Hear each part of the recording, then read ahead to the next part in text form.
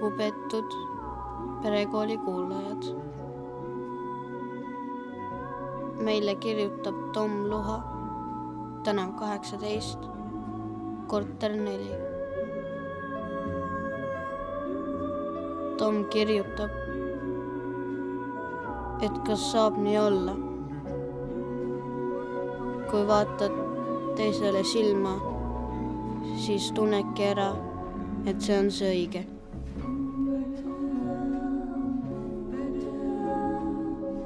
Ja kui tunned, siis kas kogu eluks.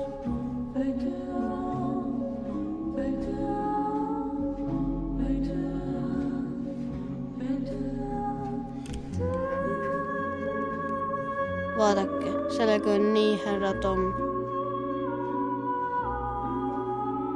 et oleneb kummalt poolt vaatad.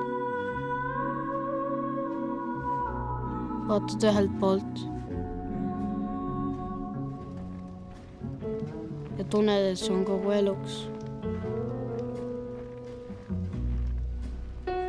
Aga vaatad teiselt poolt,